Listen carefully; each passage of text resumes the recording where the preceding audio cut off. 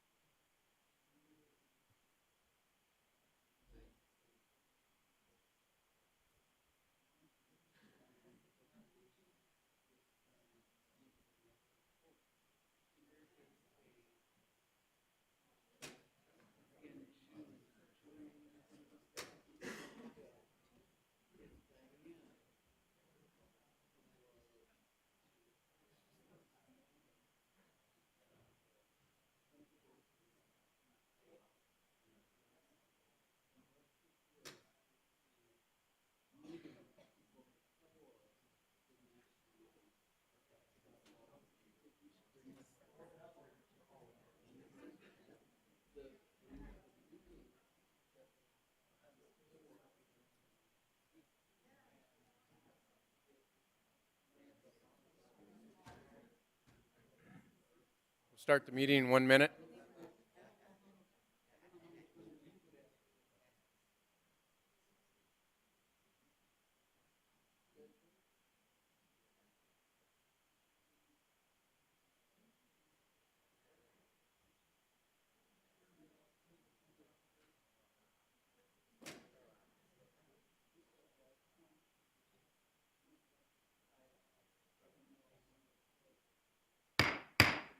Call this meeting to order. Please stand for the Pledge of Allegiance.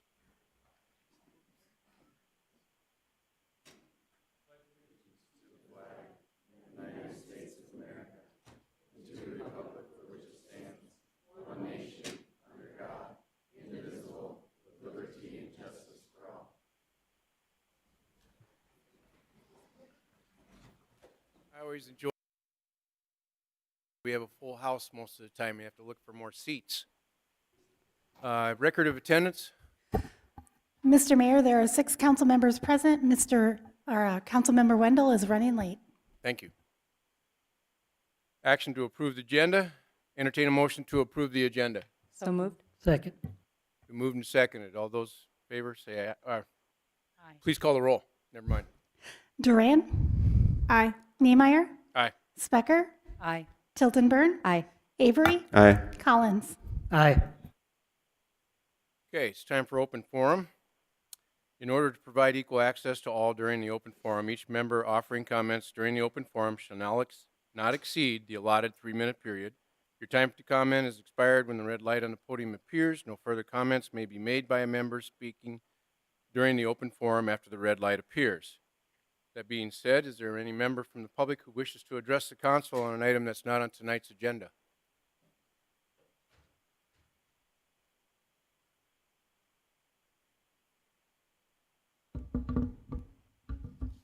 Good evening, Mayor and with Bonnie. Well, in advance of the 48-hour notice to have 5 minutes speaking time, did not receive reply back, but she indicated she was out of the office last night. So I'm making that request now. I understand you have a full house. Let's just do the 3 minutes like we got allotted. Thank I you. will buzz through this quickly then. I have a PowerPoint presentation, which I'm also negotiating on having access to. Picking up with some comments I made last time, I am encouraging our government leaders, everyone from city, county, state, up to federal level, to keep in mind that you are servants of the public. You've taken an oath, and you are working for us, the people, and hopefully we're doing that collaboratively. We should be working together for the common good of our community. So that's what I hope we're doing, and I hope that we become more collaborative and more goodwill between our leaders and the people of the communities. So I had a book last time that I mentioned to people that I think is important for us to understand. It's called The Common Law by Oliver Wendell Holmes Jr., and that would be one I'd encourage everyone to read.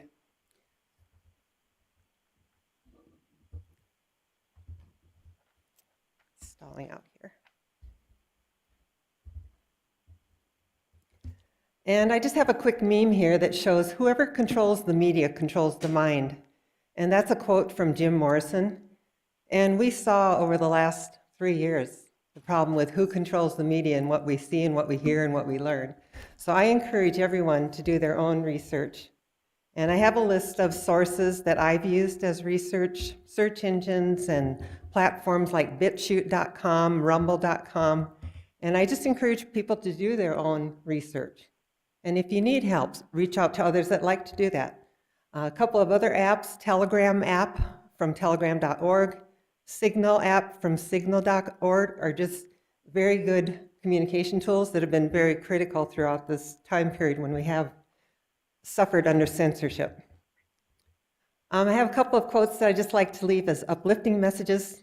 Find your courage and use it. I heard in a quote from Michelle Tafoya, who is an NFL reporter on the sidelines, who gave up her job so that she could have a free voice and who has her own podcast now. And then this one, no one changes unless they want to. Not if you beg them, not if you shame them, not if you use reason, emotion, or tough love. There's only one thing that makes someone want to change, their own realization that they need to do it. And there's only one time it will happen, when they decide they're ready. Lori Deschney. And that quote I found very powerful for myself. There's many things I still need to change in myself. I try to look at myself critically and how can I make this next day better each day I get up. Thank you for your time. Thank you. Is there anyone else come forward to the council? Seeing none, we'll move on to consent agenda. Approval of the consent agenda. Are there any items that need to be removed on the consent agenda? Entertain a motion to approve the consent agenda. Is So moved. Second. there any public comment on any of the items on the consent agenda? Council have any questions or comments? Seeing none, please call the roll. Niemeyer, Aye. Specker, Aye. Tiltonburn, Aye. Avery, Aye. Collins, Aye. Duran. Aye. Motion passes. Now we go into the Martin Luther King Day Awards for the Human Rights Commission. And before we do that, I know we probably have two here from Human Rights. Are there any other members of the Human Rights Commission here? Please stand, please, so that everybody knows who you are. Thank you. The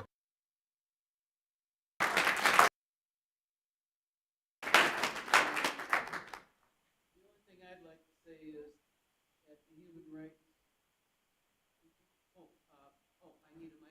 I need a mic.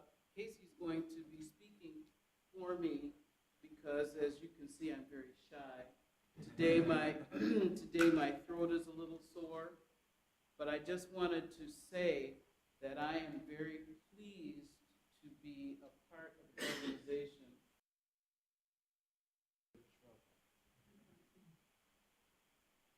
Wise words from Naima. Thanks, Naima. Appreciate it. Good evening, Mayor, City Council members, students, parents, and community members. My name is Casey Bell. I'm the staff liaison to the HRC. I have with me here Naima Passing. She is the chair to the HRC. And tonight we're going to honor those students that are receiving an award from the Dr. Martin Luther King Junior Day contest. So let me give you a brief overview on it. In celebration of Dr. Martin Luther King Jr., the Brookings Human Rights Commission sponsors an annual.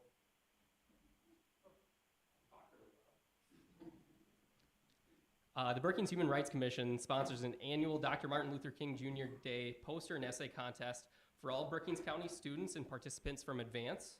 A theme for the contest is established by the commission each year, which allows the students to reflect on Dr. King's words and actions.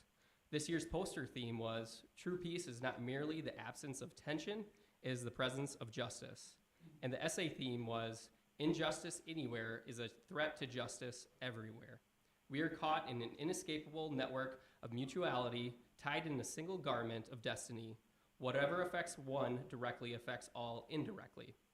The winners from each category are presented today with a certificate from the city and HRC along with a cash prize. So we would like to acknowledge the winners from each category today. What we'll do is we'll call up the student's name or the participant's name.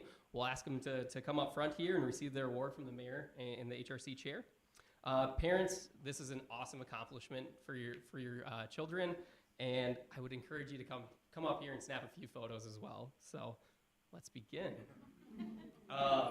The first category is the kindergarten through first grade posters. In first place, we have Kenley Greavy.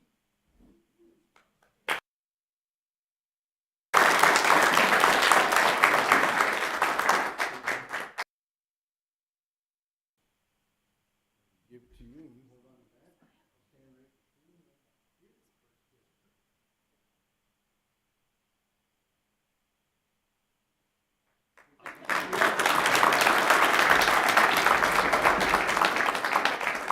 In second place, we have Simon Arnold.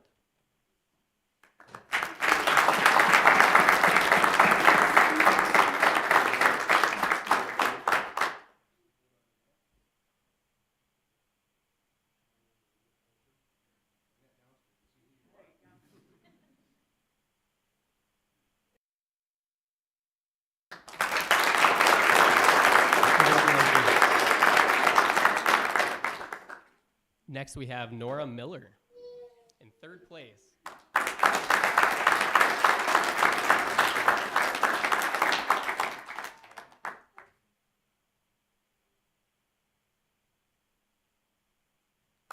All right, congratulations, Nora. Next, we have the second and third grade poster winners, beginning with Don Lynn. He received first place.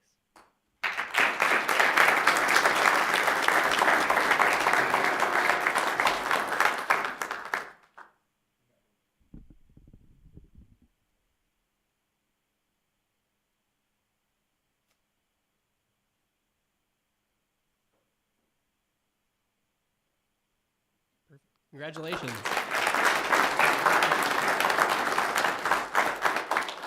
In second place, we have Juliet Beckman.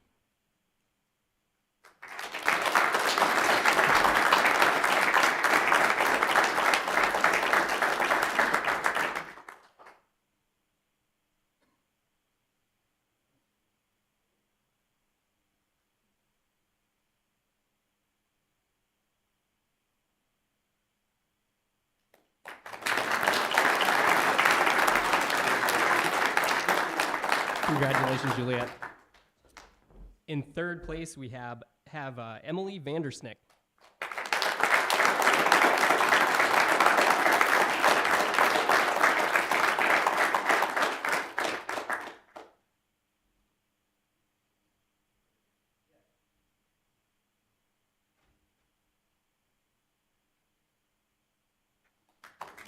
Congratulations, Emily.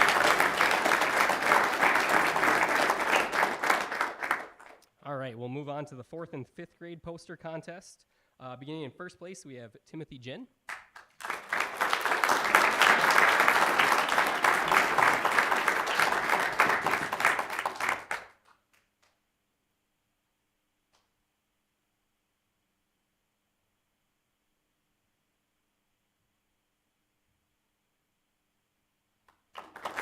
Congratulations.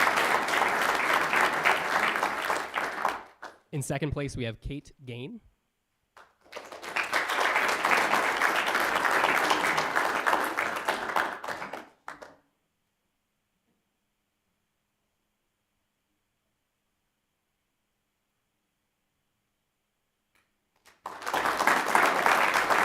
Congratulations.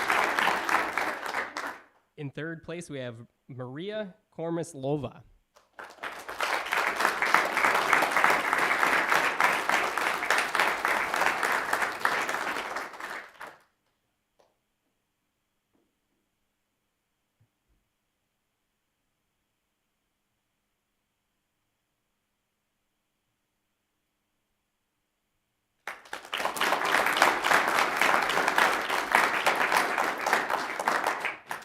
All right, next we have the advanced poster contest winners. I don't know if we have anybody from Advance here in the crowd, but I'd like to honor each individual. First place, we have Cole Collins. Is Cole here in the crowd? All right, come on up.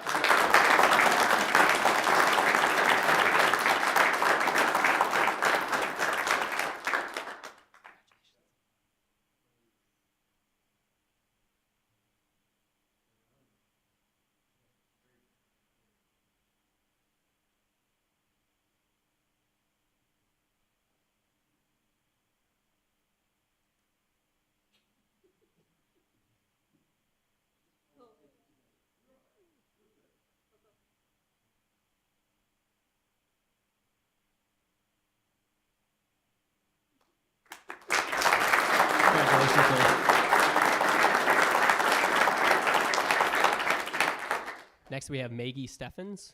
Is Maggie in the crowd? Congratulations to Maggie on her second place.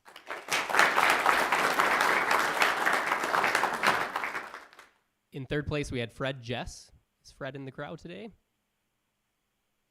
If not, let's give a warm round of applause.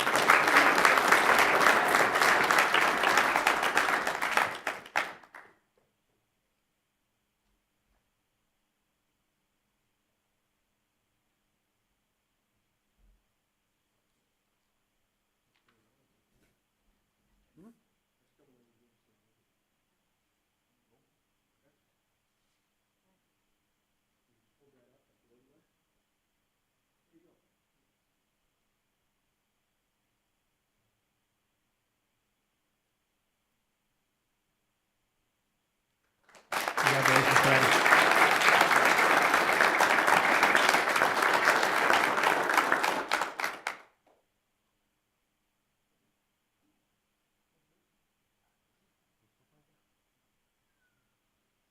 All right, so next we have the middle school essay contest winners. And as these winners come up, they're sure welcome to read their essay at that podium there. Let's begin. In first place, we have Senhita Tumala.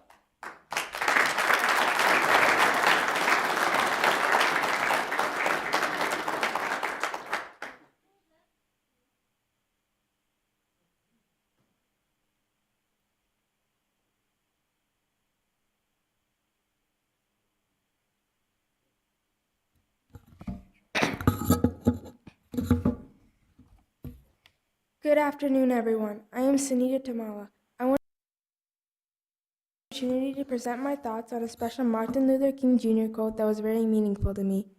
Injustice anywhere is a threat to justice everywhere. We are caught in an inescapable network of mutuality, tied in a single garment of destiny. Whatever affects one directly affects all indirectly. One of Dr. Martin Luther King Jr.'s most famous statements emphasizes the connectedness of society and the importance of justice for all in his letter from Birmingham jail on April 16, 1963. The core values of a country cannot be conditional. Conditional values are not values at all. Whether it may be through gender, race, ethnicity, wealth, or disability, discrimination in any capacity is simply unjust. In our country, founded for the people, by the people, we hold values for equality, democracy, liberty, and autonomy close to our hearts. It is what made our country prosper over the hardships of history. These principles are deeply intertwined with our identity as Americans, yet we have a considerable way to go. We cannot truly call these universal values if they don't really hold up to be universal when applied to the real world. The only way to do so is by standing up against injustice that compromises these core values. The United States throughout history has encouraged and prospered from individuals speaking up against injustice, Dr. King being a role model in this effort. King's statements on this day continue to inspire us. They drive young social activists to speak up about injustice in their communities, just as Dr. King did in his. King's words inspire us to confront injustice not only in our community but across the globe. Injustice often starts with an isolated incident, whether it may be through an individual or a small community. Yet, if left undressed and undenied, it spreads like a wildfire throughout the system. Systemic injustice leads to a spread of racial violence, examples of which we have recently seen displayed against African Americans, Asians, Hispanics, and many other marginalized communities. Hate has no boundaries. The only way to fight hate is through challenging the system which enabled the violence rather than simply fighting the individuals. Fighting systemic injustice was what Martin Luther King Jr. stood for. We have an obligation as a society, from individuals like you and me to Congress and private corporations, to fight back injustice in our system. Injustice that has degraded the very values we hold fundamental in our country. Injustice anywhere threatens justice everywhere. Racial inequality and injustice is not an isolated problem. Throughout history, gender inequality and racial inequality go hand in hand in several ways. Women of color throughout history have faced discrimination based on their race and gender. They have been denied opportunities for advancement in society, from education to employment, leading to a significant economic and social inequality. The lack of opportunities for women can cause poverty and social exclusion because women may struggle to support their families or themselves financially. This leads to a lack of representation and a minimization of a woman's perspective. A notable example is the disproportionate treatment by the criminal justice system on women. Women of color are disproportionately affected by police brutality and are more likely to be arrested than white women. Once in the prison system, it has become very difficult for them to succeed in their careers after their sentence and become financially independent. Additionally, the legacy of slavery has marginalized women of color across the world, decreasing their ability to influence policies, decisions that affect their communities. Throughout history, this lack of representation has led to a further low access to resources and opportunities to success. Through bringing more attention to these inequalities, we can ensure women, especially women of color, have equal access and opportunities and representation in decision-making processes. Traditionally, social activism against injustice has been through boycotts, marches, or speeches. In fact, the African American community has consistently fought against inequality and injustice, the Black Panther Party being a key example. However, with social media becoming a major force of connection between the people, fighting injustice through the hashtag has become equally, if not more, effective in achieving social justice. An effective example is the recent social movement around the globe against violence on women in Iran. On September 16, 2022, 22-year-old Mahsa Amini died in custody of Iranian police for alleged violation of improper hijab head covering worn in public by some Islamic women. Women and girls in Iran and many other Islamic countries have faced decades of systemic oppression. The tragedy was met with widespread outrage, inciting nationwide protests. Importantly, the social media became a major weapon of protest that published atrocities to the rest of the world. The international pressure has led to a dismissal of moral police in Iran and a panel view on hijab rule. Though Dr. King warns us that our society is caught in an inescapable network of mutuality, it is the very network in today's increasingly connected world strengthens movements that fight for structural justice. It is through using the power of social network, and even kids like us can truly make a difference and stand up for justice in our own community. Injustice anywhere is a threat to justice everywhere. King's statements on April 16, 1963 continue to inspire us all every day. They drive young social activists to speak up against injustice in their communities and collect voices together, just as Dr. King did in his.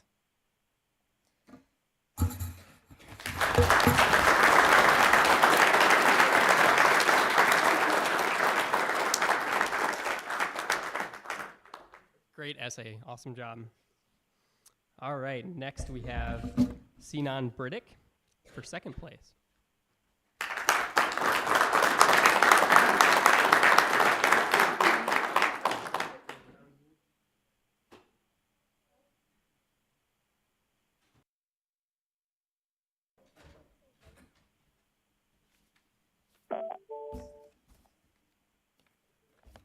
Injustice everywhere. We are caught in an inescapable network of mutuality, tied in a single garment of destiny. Whatever affects one directly affects all indirectly. Dr. Martin Luther King, Jr. This statement reminds me of the war between Russia and Ukraine and its impacts on the citizens of these countries and the rest of the world. The war's consequences have been felt through many European countries that opened their borders to Ukrainians who had to flee their country, mainly children, women, and senior citizens. Although we are about 5,500 miles away from Ukraine, we as Americans have also been impacted by this war. There are some of our economic difficulties, including higher gas prices, have been attributed to the war. Similarly, because of the conflict between Russia and Ukraine, European countries witnessed a sharp increase in energy and food prices. It is without any doubt that those who are impacted by poverty have been negatively impacted the most. According to UNICEF, the conflict drove an additional 4 million children into poverty across Europe and Central Asia. This is about a 20% increase since 2021. The conflict between Russia and Ukraine has been going on for centuries, according to a newspaper article. It was intensified during Stalin's regime, who took away food from Ukrainians to distribute to regions of former Russia during the famine of 1932 to 1933. Almost 4 million Ukrainians died as a result of this. It is often called Holodomor. Holod meaning hunger and mor means extermination in the Ukrainian language. It is considered genocide by a number of countries against Ukrainians. Eventually, in 1991, Ukraine declared its independence with the fall of the Soviet Union, but tensions between the two countries continued to escalate, ending in a war a couple of years ago.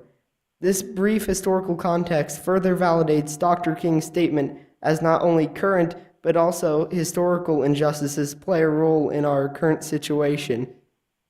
Dr. King famously said, "Love is the only force capable of transforming an enemy into a friend." Just like Dr. Martin Luther King, I have a dream. I have a dream that in the near future, we will allow the transformative power of love to turn enemies into friends, to have a world where freedom and happiness, rather than war and destitution, becomes our destiny.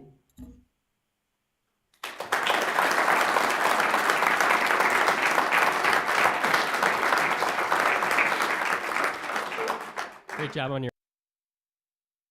In third place, we have Finn Bartlett.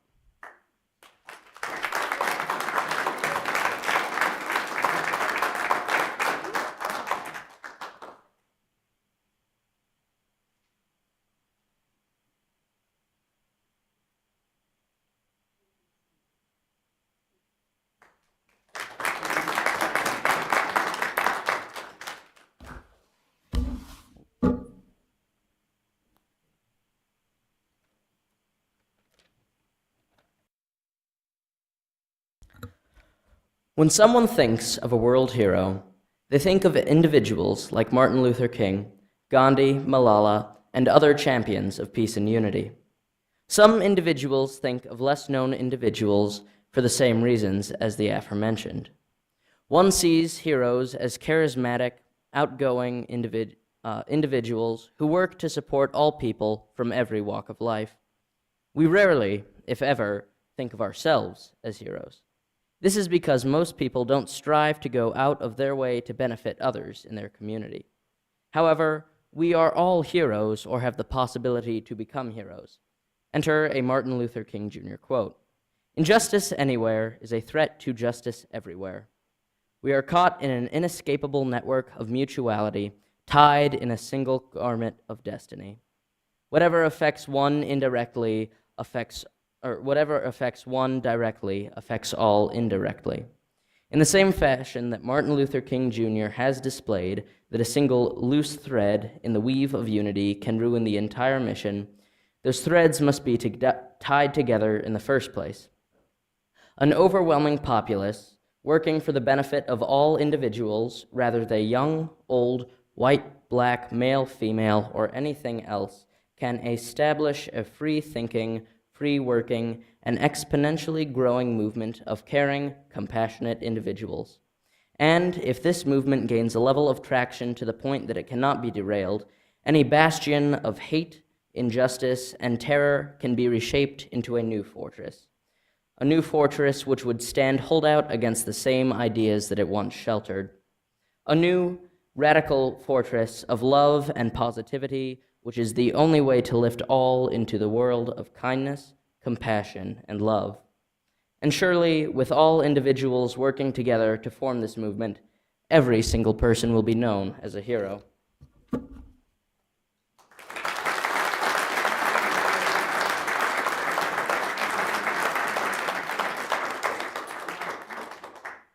Great job, everyone. Just a couple of concluding things. I think it's important that we the winners. So if you wouldn't mind just helping me give a warm round of applause for each of the winners and the participants.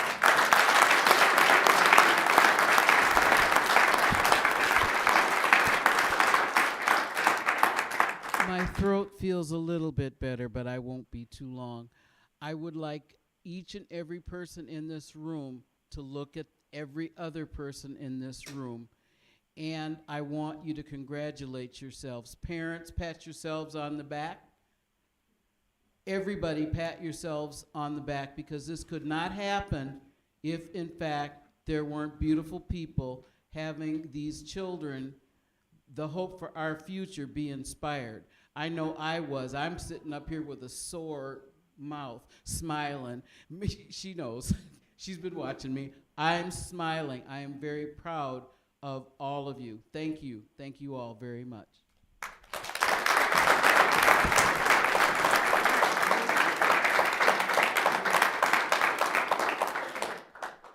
Just a couple other things to note. All of the posters are currently displayed at the Brookings Public Library, so we would encourage the community to stop in and check out the talented work from each of the participants.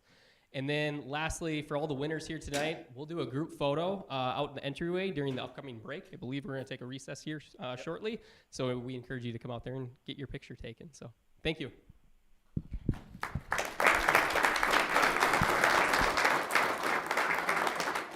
Okay, we will take a 5-minute recess. Please bring all of our most valuable assets home and get them safely home so they can do their homework and get to bed.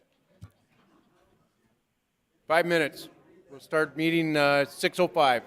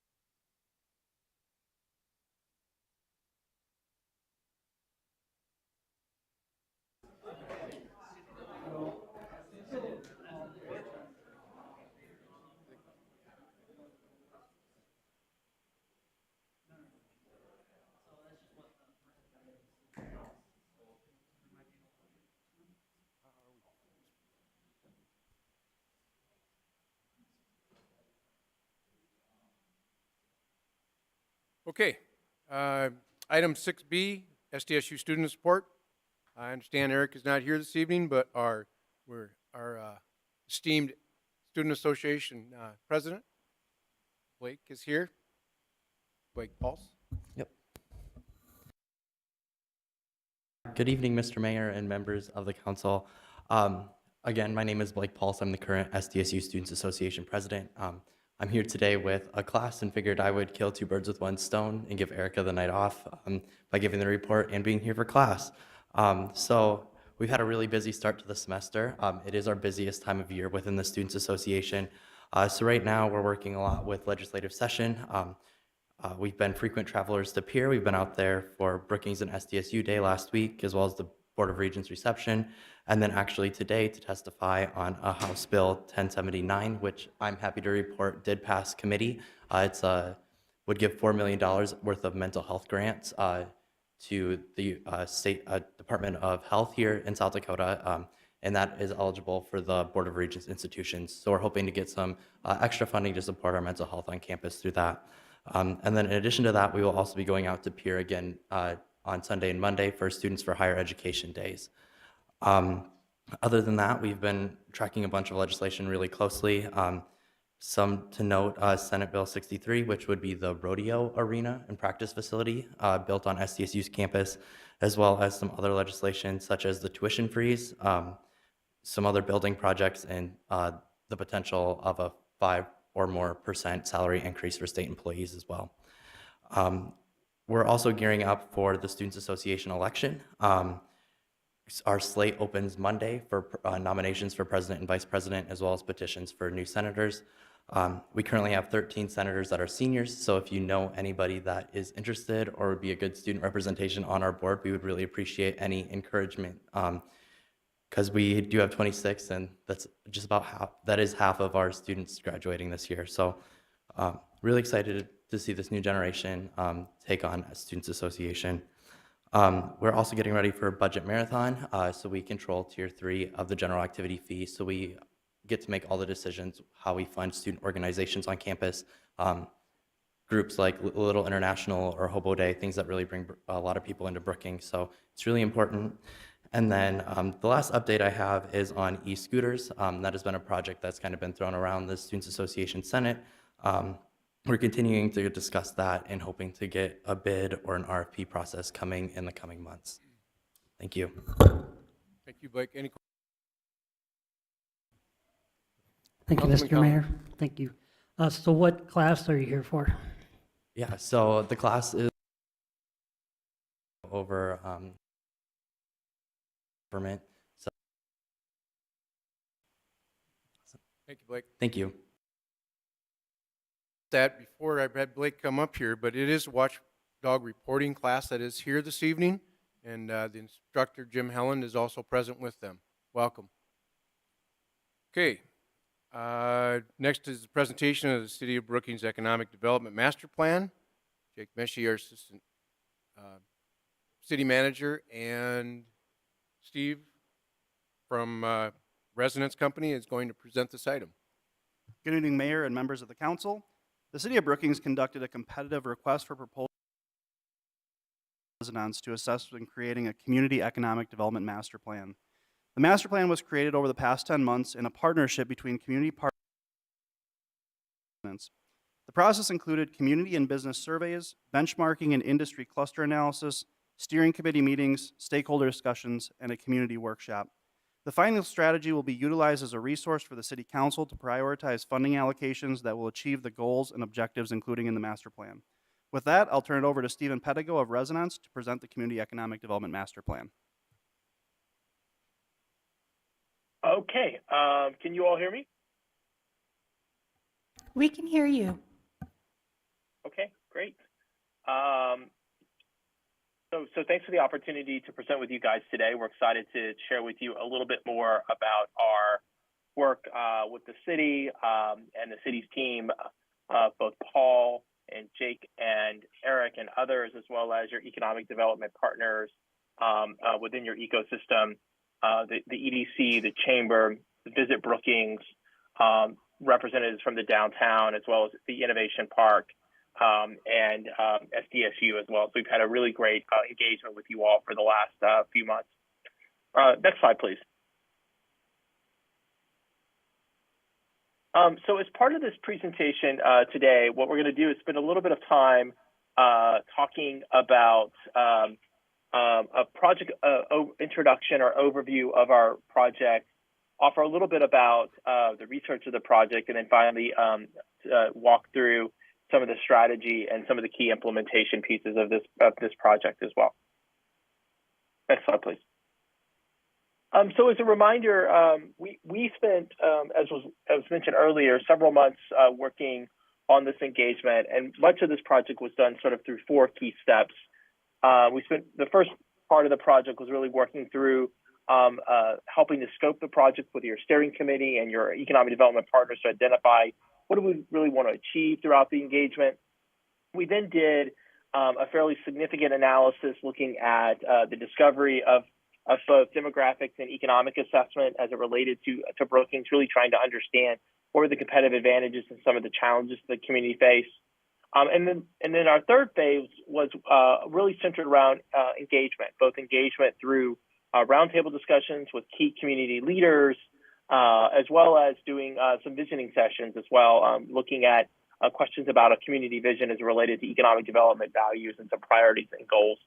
And then finally, has spent the last piece of the project working through deliberate strategy recommendations, key priorities, goals, and then an implementation plan that the partners will work towards as they're working to implement the plan. Next slide, please. So just a really quick summary of some of the key research pieces as it related to the presentation. Next slide. So, there's as you look at the strategy document, the really beautiful glossy document that's finished put in front of you, there's a detailed technical appendix that supports this document as well. One that is focused on the demographic and economic assessment, the cluster analytics, the second piece, which is really around our engagement work. But just to highlight a few key takeaways as it relates to Brookings, I think one of the things that jumps out to us is when we think about the research is particularly that Brookings is a very fast-growing community. It's growing really at twice the rate of the U.S. average. Interesting enough, Brookings is partly because of the presence of SDSU, quite a cosmopolitan community for its size in terms of attracting talent, immigrant talent, to the community and being a place that is very much a melting pot. There's a strong, growing knowledge sector in Brookings. So, in addition to the university and SDSU, which provides a really strong, really strong foundation for research and knowledge, there's a lot of businesses that are really tied to innovation and knowledge-based and professional-based services in Brookings as well. On the flip side of that, even though there's a strong sort of knowledge-based economy, there is some challenges that we faced, particularly when you look at median household income. Median household income in Brookings is still below the U.S. average, and as well as we look at the gap between men and women, men on average continue to still earn more in Brookings than women, although that gap is closing a bit. And then in terms of quality of place, Brookings is a lot of great quality of place amenities that relate to making it a great place to live and work, and really is a great place as a platform to recruit talent as well. Next slide, please.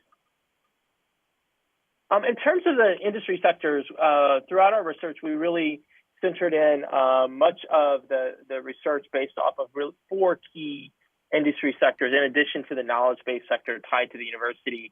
1, around advanced manufacturing, 2, around ag innovation, again, that connection back to the university and being a place for seeing ag innovation really being catalyzed by the university, but also the work done at the research park. Looking at agriculture inputs and services, this is very much related to a lot of the opportunities that surround the city of Brookings. And then also food processing and manufacturing as well, this idea of being a place that's still producing food and service opportunities and enterprises as well. Next slide. So with that quick summary, just to save on time, I'm going to jump into the strategy recommendations as well. Next slide.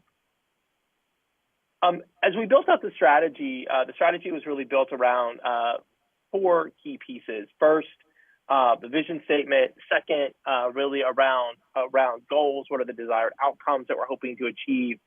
Thirdly, around the strategic strategies or the priorities, which we're sort of thinking about how we activate on those ideas. And then finally, the action items, which is really the key, very detailed implementation plan. And as part of tonight's presentation, I'm not going to walk through the implementation plan, but there is an implementation plan that's included as part of the document that you should have received as part of the council packet, but also it's included and highlighted in the strategic document as well. Next slide. So a really great, we were working with our partners and with our a lot of the folks that participated in the engagement, and really landed on this wonderful, I think, which is just a really terrific vision statement as it relates to economic development. And that is that Brookings will be a hub for opportunity that attracts innovators and collaborators.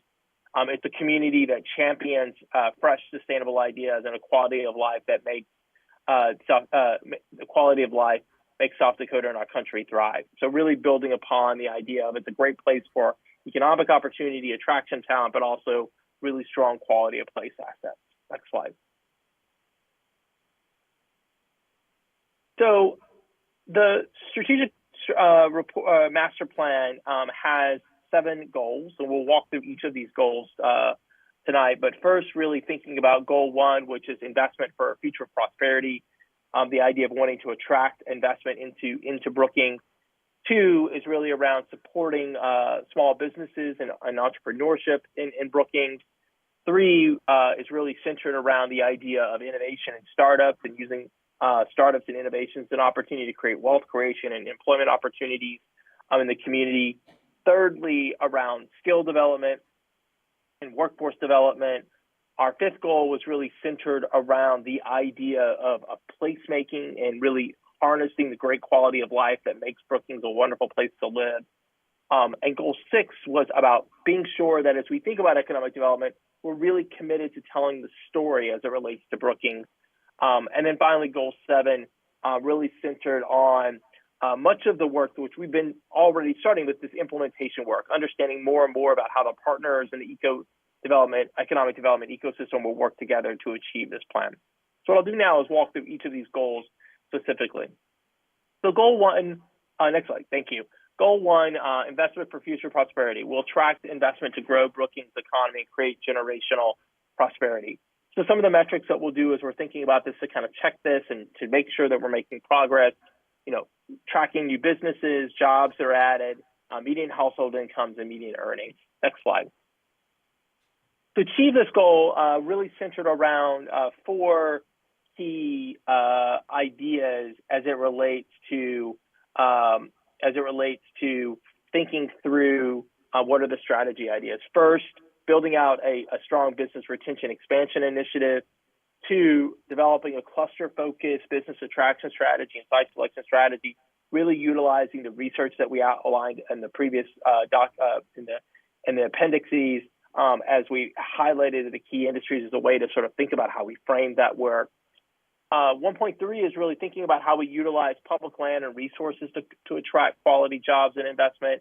And then 4 is thinking about what does that look like in terms of the infrastructure that's needed to support that. Commercial ways, utilities, roadways, et cetera, to ensure that we have the right type of infrastructure to attract investment into the community.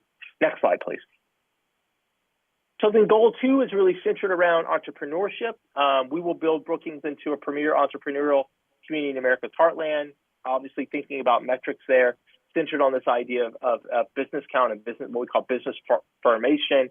And then one of the things that we're really suggesting is that we think about it as a distribution, thinking about doing collecting this data by different demographics, different types of business as well, to ensure that we're meeting some of our equity goals as is outlined in the report as well.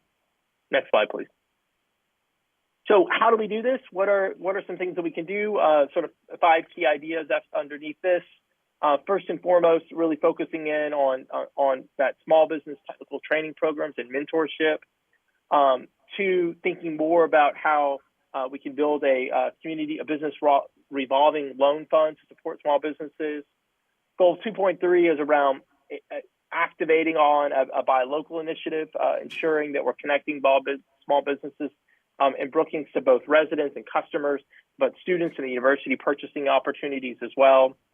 2.4 is thinking about reuse, and that is the readaptation of commercial facilities and reimagining what public spaces can look like throughout the city, but with a focus towards downtown.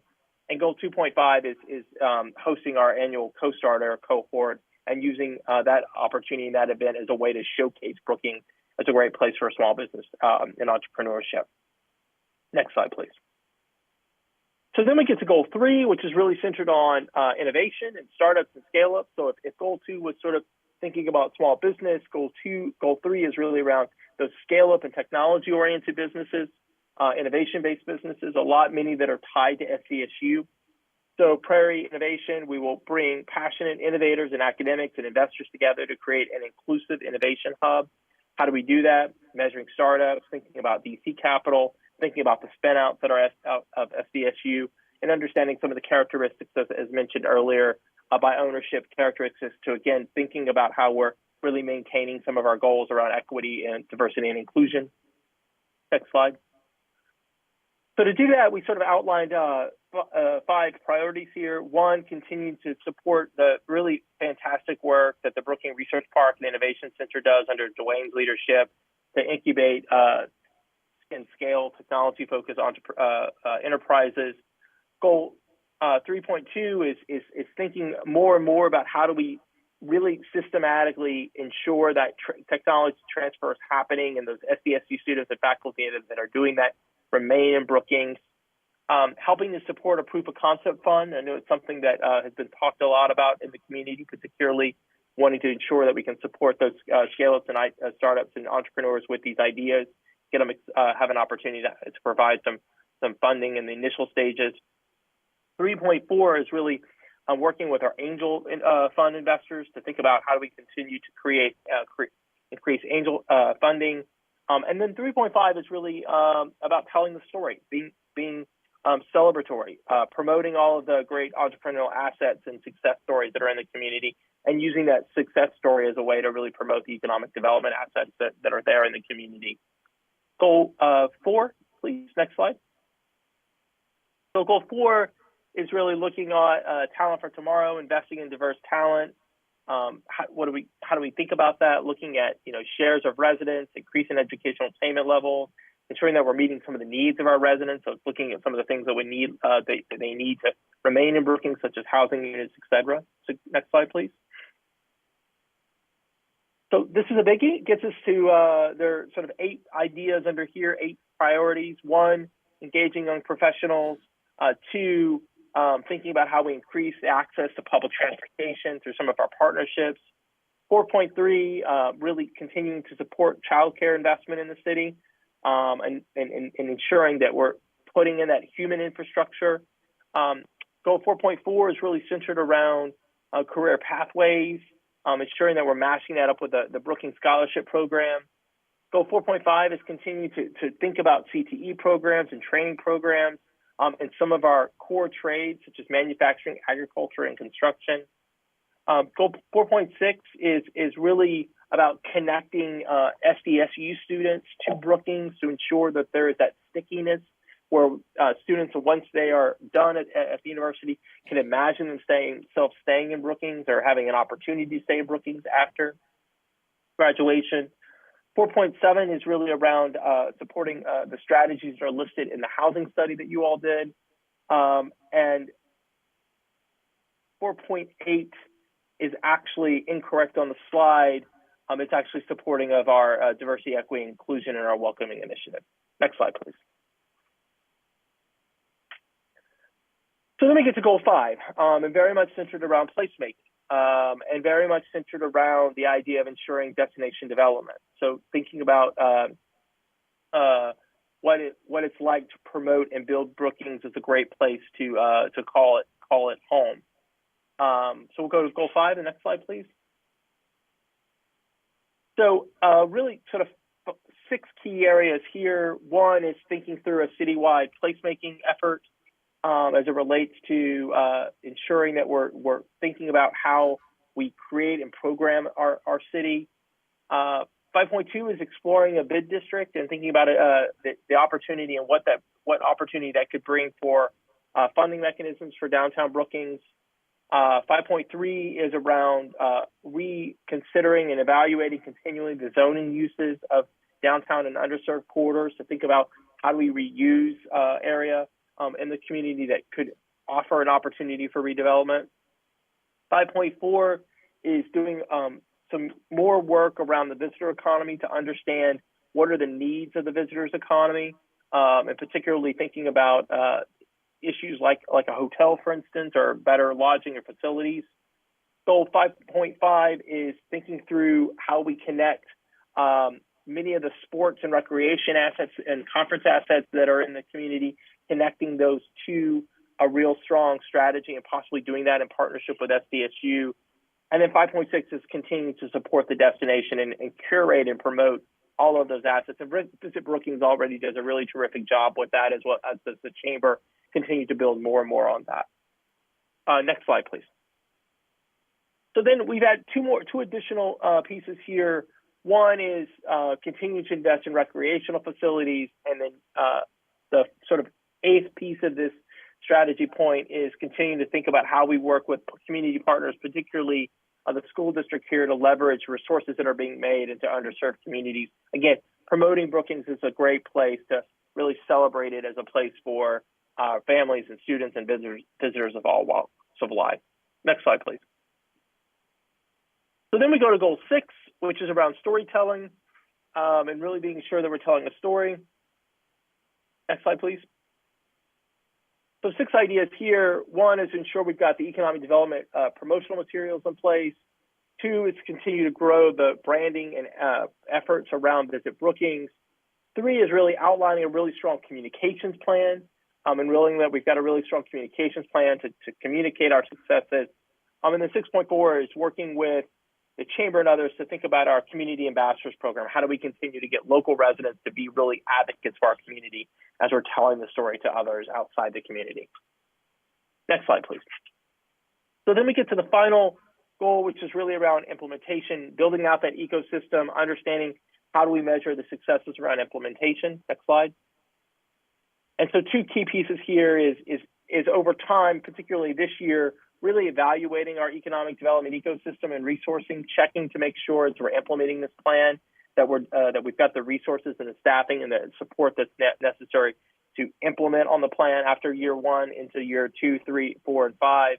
And then 7.2, or second piece of the strategy, is to continually rethink and work through the organizational structure that really allows that ecosystem to work. And I know that's something that all of your partners have been doing together over the course of this year and will continue to do, is evaluating what that ecosystem looks like. So next slide, please. So to summarize, this is what we think is extremely comprehensive plan built off of really, again, 7 key goals: investment for the future, supporting small business, really focusing in on how we continue to drive innovation and utilize innovation to drive job growth and wealth creation in the community, supporting the people that live and work in Brookings, ensuring they've got the skills and the resources and the infrastructure to be successful, so investing in talent. Goal 6 is really, goal 5, is really about supporting all the placemaking efforts that are happening in Brookings and telling the story around great quality of place in the community. Goal 6 is really committing to storytelling, and that's a big piece of economic development, is that you can do everything, but you also have to tell a really complete story. And so committing to having a process and the materials and the assets in place to do that. And then goal 7 is, as working through this year of the plan and the subsequent years of the plan, working through how we will focus in on ensuring that we're implementing and working together to ensure that we're achieving success. So with that, I'll stop and answer questions. I will say it has been a real pleasure on behalf of Nan and myself and the residents team to work with your city, particularly with Paul's leadership and Jake and Eric at the city, but all the economic development partners. I think this has been a process and a plan that really has been co-created together. And it's something that I think is really going to hopefully guide the future of the community of Brookings. And in the years to come. And it's you all are definitely a community that I'm excited to have had an opportunity to work with, but also follow in the years to come. So with that, I'll stop and I will take your questions, please.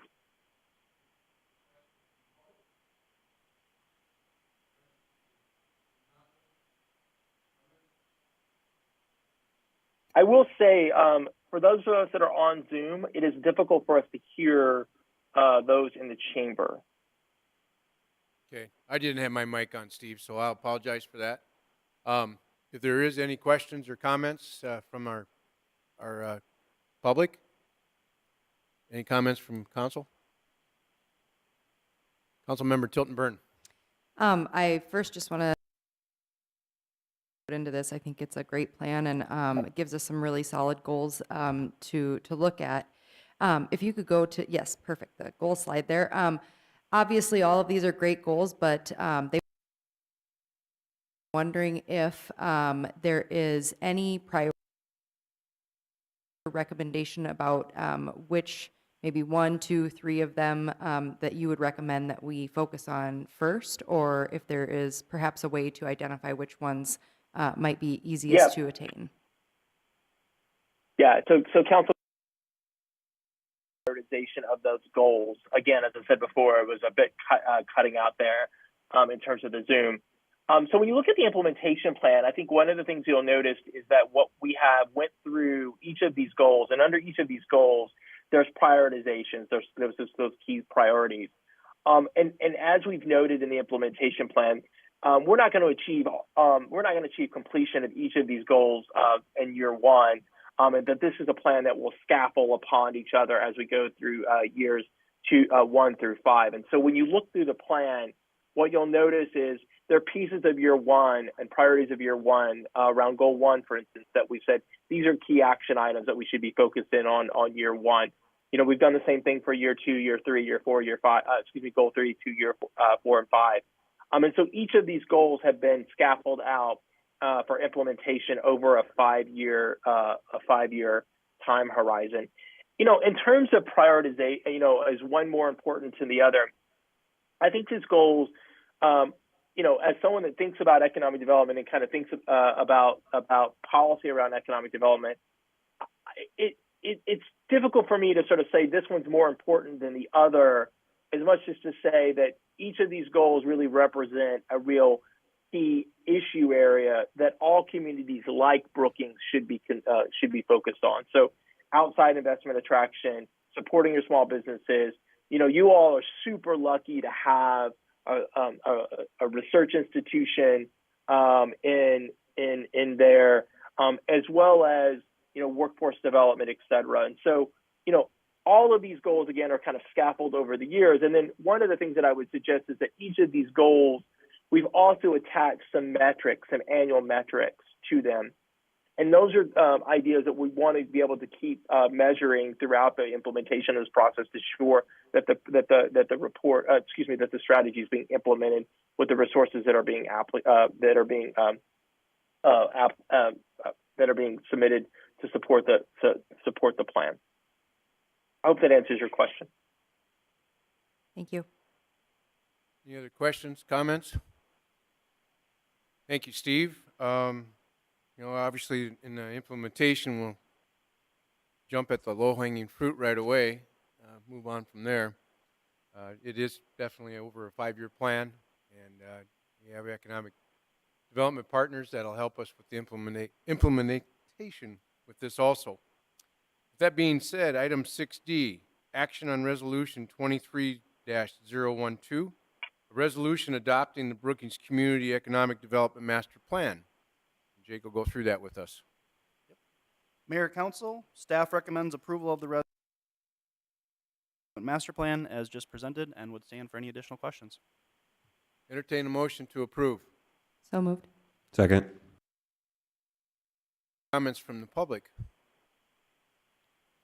Seeing none, does the council have any questions or comments, or please call, Councilmember Specker. Yeah, I have a question. I know it involves a lot of the city part,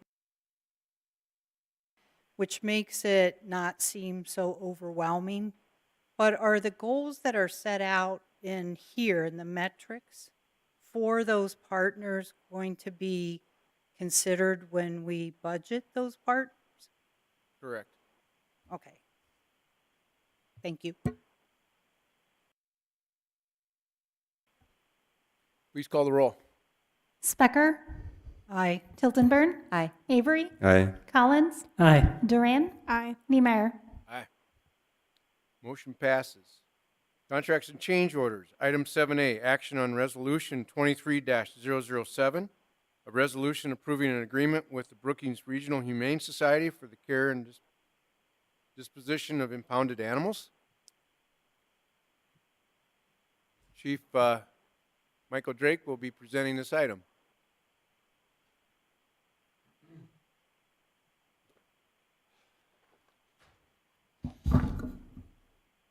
Good evening, community.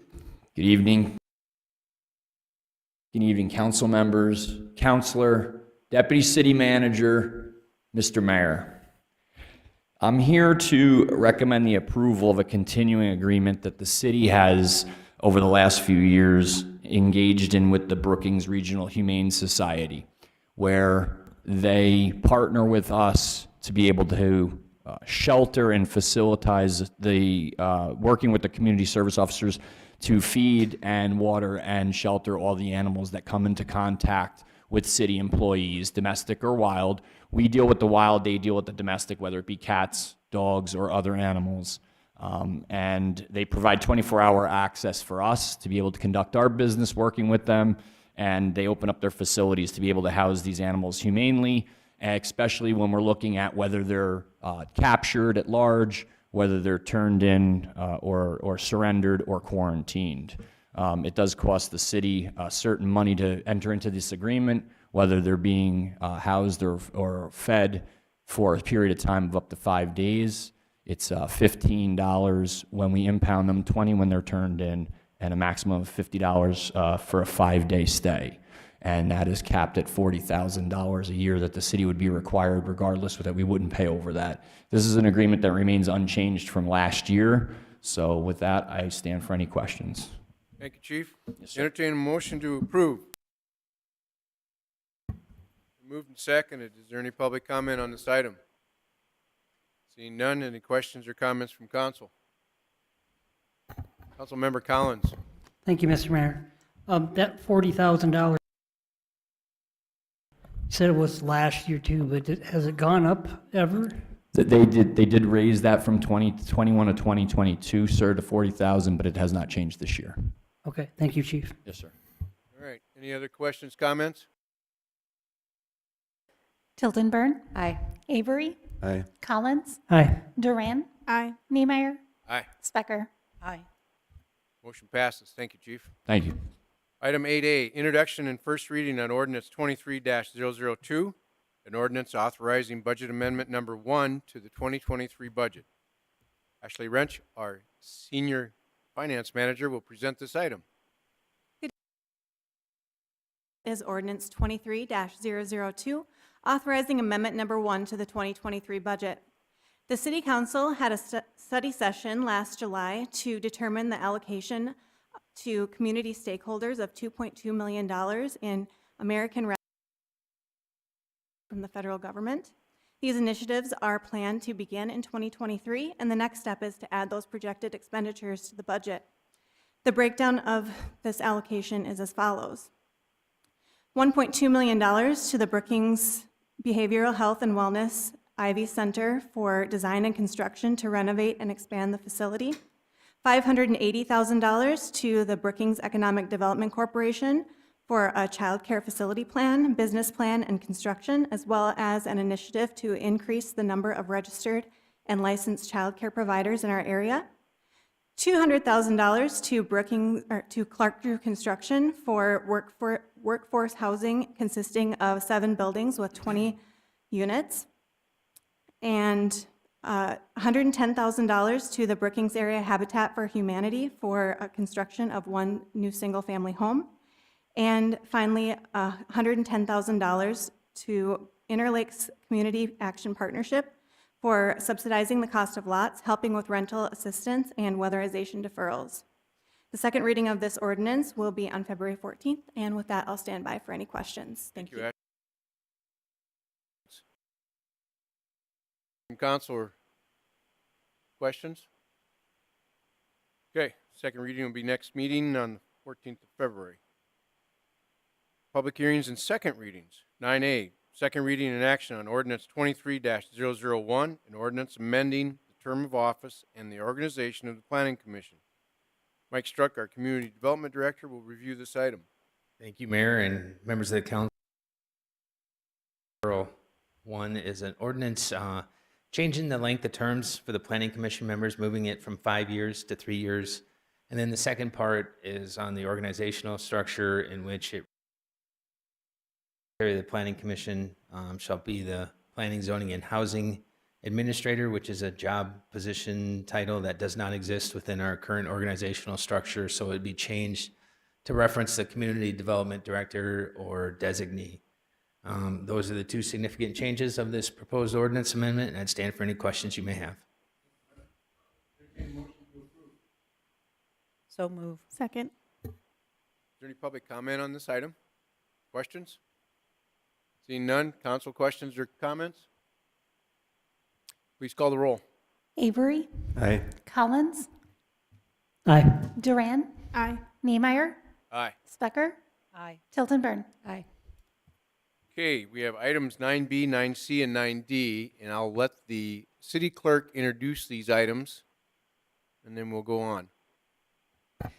Mayor, council members, and members of the public, these 3 items on the agenda tonight are for pertaining to Commonwealth Gaming and Holding. This would be Deuces Casino. They are located over by the theater at 223 6th Street. They would like to add a suite E, so a 5th suite into this casino with a malt license and a wine license and the ability to add an additional 10 video lottery machines to this location. That would allow for current video lottery numbers to be at 50 machines under one roof. They have turned in all the required paperwork, and the city attorney has reviewed them as well. Thank you. So with that being said, I guess that I and a few of the other council members are a little concerned about the density of machines in one particular building at a time. I'm going to make a motion to table this item. Do I have a second? Second. So I'm going to open this up for public comment. Any public comment on this item? Close public comment. Any comments or questions from the council? Councilmember Tilton Burn. I'm curious to know, do we establishments that have this level of density of video lottery machines under one roof? Not 50, but the Lanes also has 40 machines. Thank you. Is it 40 or 30? I got 30. I'm sorry, it's 30. Only establishment that currently has 40 machines. You're correct. Okay. So any other questions, comments on this? Councilmember Avery.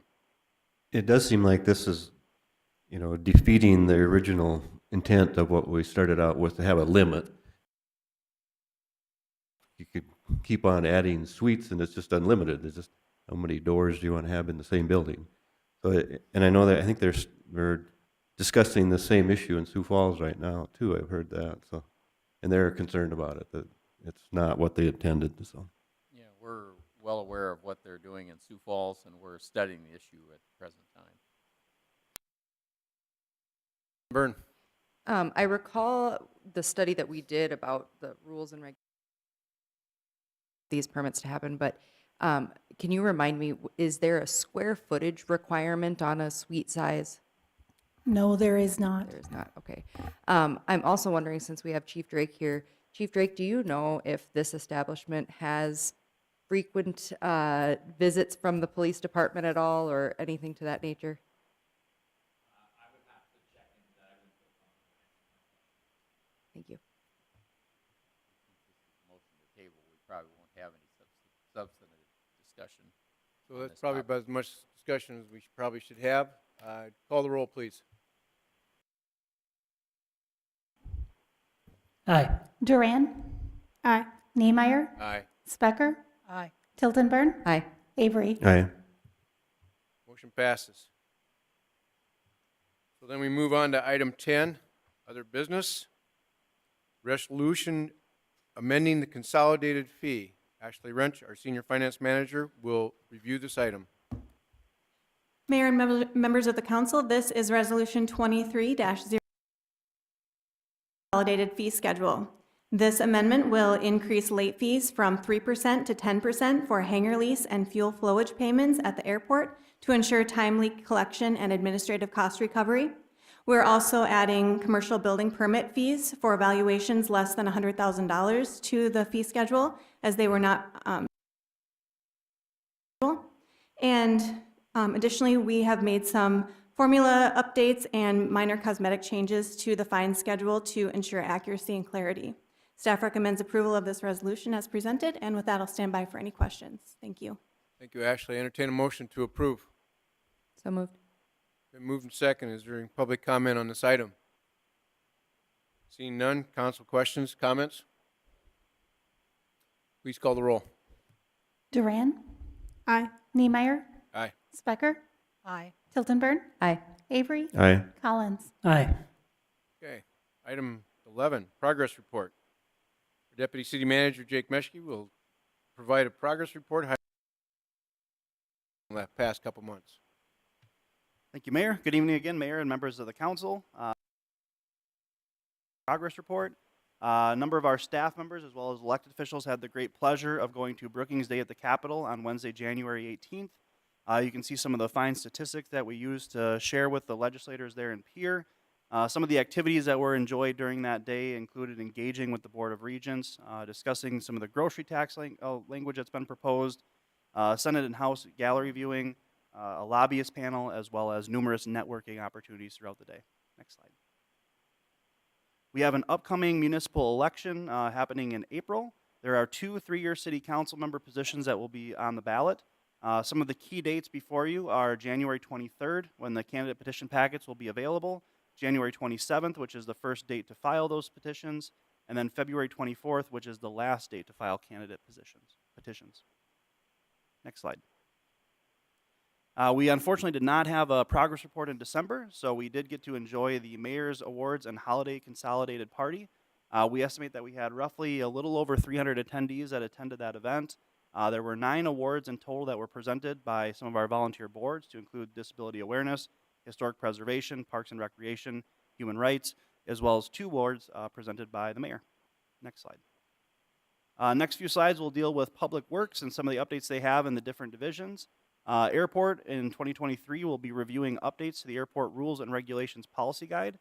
They're in the final steps of hiring for an airport maintenance technician, which has now been finalized, and looking at the pre-application of FAA grant submitted for taxiway improvements and pavement maintenance. Next slide. Engineering Division will have a number of exciting projects coming up in 2023. We'll be doing the next phase of 22nd Avenue, which will run from Eastbrook, which is right near Scooters, down to A Street South, which is just on the south side of Hy-Vee. We'll be looking to do some improvements in University Boulevard to include some sanitary sewer upgrades or upsizing there. Of course, overlays, chip seals, sidewalk repairs, the exciting I-29 project, which is anticipated to be completed in summer of 2023, and then a new water line down 20th Street South that will occur throughout the summer. Project being led by BMU primarily, but in partnership, of course, with the city. We'll also be looking at revisions to strategic communications plan with the public on these capital projects with the help, with the assistance of some local firms. The Engineering Division has a number of 20 studies and reports that will be taken on or completed in 2023. We're finalizing the Stormwater Master Plan, including as well doing an analysis on 6 Mile Creek, looking at our standards for development within the floodplain, the Master Transportation Plan, as well as our street design standards. Public Works Director John Thompson is in the audience, and it appears he has given himself a full plate for this upcoming year.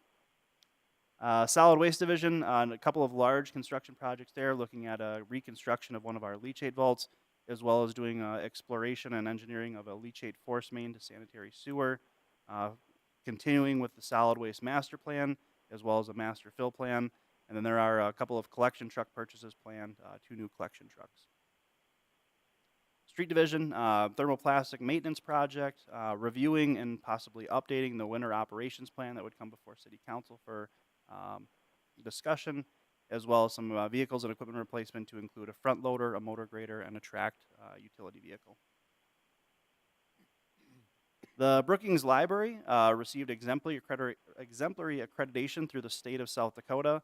This is a 3-year accreditation that's a voluntary program. There will be an award ceremony coming to recognize the great work of the Brookings Public Library. The library also continues to see the increased popularity of the escape rooms. These originally started as an adult-only style of event, but they've gone on to open those up to both teens and youth, given the popularity, and they've held a couple of those events recently towards the end of December and then into early January. The Swiftell Center hosted 18 event days in the month of December. One of those events included the Eastern South Dakota Shootout Pool Tournament.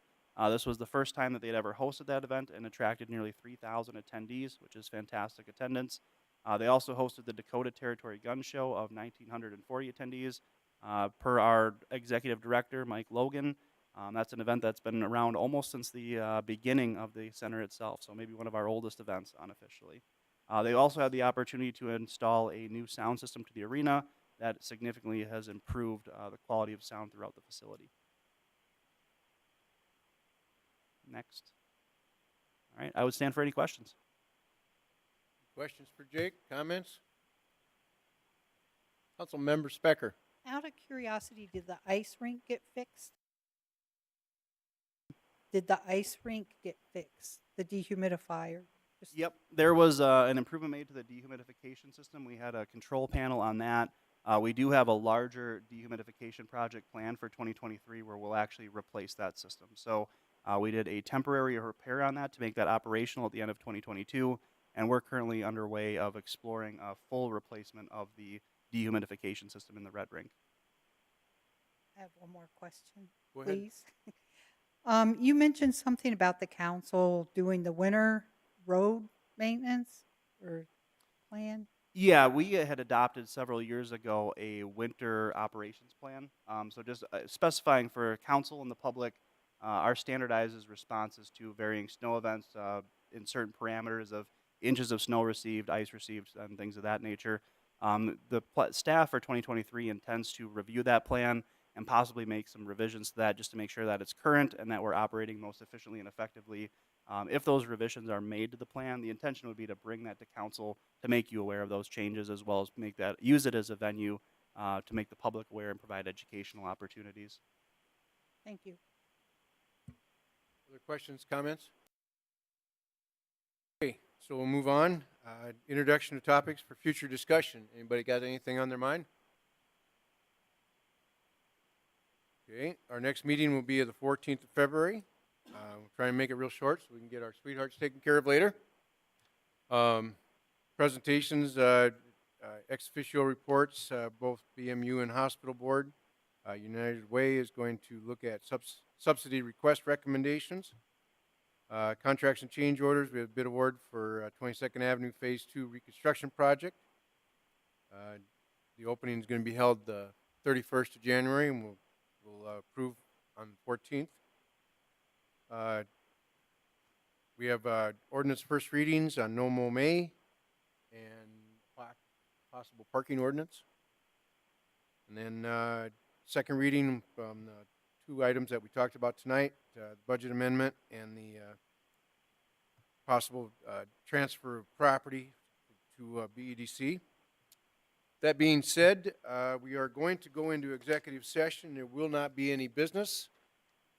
And item 13, executive session. Enter in executive session pursuant to SDCL 1-25-2.1 for purpose of discussing the qualifications, competence, performance, character, or fitness of any public officer, employee, or prospective public officer or employee. The term an employee does not include an independent contractor, SDCL 1-25-2.3 for the purpose of consulting legal counsel or reviewing communications from legal counsel about proposed or pending litigation or contractual matters, and SDCL 1-25-2.5 for the purpose of discussing marketing or pricing strategies by a board or commission of a business owned by the state or any of its political subdivisions, when public discussion may be harmful to the competitive position of the business. I entertain a motion to enter into executive session. So moved. Second. Been moved and seconded. We are in executive session. Oh, call the roll. I'm sorry. You can do voice vote. All those in favor say aye. Aye. Aye. We're in executive session.